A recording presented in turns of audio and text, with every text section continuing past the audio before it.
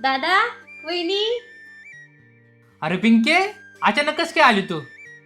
ये ना. अरे बरेच दिवसापासून आईची आठवण येत होती म्हणून म्हणलं भेटून यावा. कुठं गेली आई? त्या होय, त्या गेल्या असतील रानात. दुसरी का तरी कुठं जायच्यात तवा. जरा पाणी.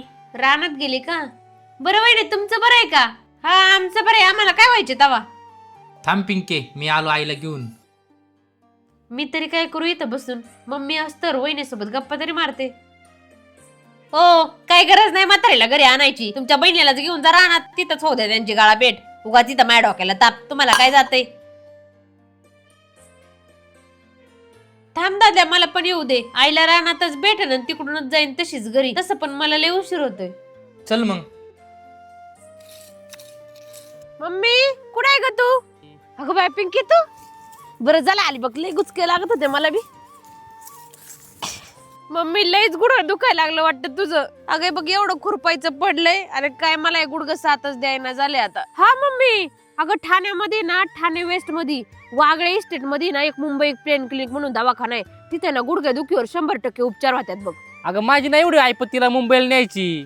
मी नाही नेऊ शकत तिला. तुला कोणी घेऊन जायला सांगितलं आईला? माझी मी समर्थ आहे माझ्या आईला घेऊन जायला. आणि तसं पण तुला आईचं काय पडलेलंच नाहीये म्हणा. अगं मस्त दवाखाना केलंय, तिथं जाऊन तरी काय होणार आहे? अगं मम्मी, तिथं 100% गुडघे दुखीवर उपचार होतात. शिवाय कुठलीही चिरफाड न करता विदाऊट ऑपरेशन. फक्त एका सुईच्या माध्यमातून प्लाझ्मा आणि लेझर ट्रीटमेंट केली जाते. याने ना तू पुन्हा नव्याने उभी राहू शकतीस. अगं तू बरोबर आहे, पण किती दिवस लागते तिथं? मला नाही जमायचं बाई एवढे दिवस. अगं फक्त 40 मिनिटाचं काम आहे. तू 40 मिनिटं सुद्धा देऊ शकत नाही का? अगं तू आनंदाने जगू शकती. चल तायडे, मी पण तुझ्या संग. मा चुकलंच. चल आता जाऊ आपण लगेच. बरं, तू म्हणते ते चल मग. तर मंडळी, तुम्हाला किंवा तुमच्या फॅमिलीला जर गुडघेदुखीचा त्रास होत असेल तर हा व्हिडिओ नक्कीच त्यांच्यापर्यंत शेअर करा. आणि मी त्या क्लिनिकचा ऍड्रेस आणि मोबाईल नंबर खाली मेन्शन केलाय. तिथून तुम्ही अधिक माहिती मिळू शकता. धन्यवाद.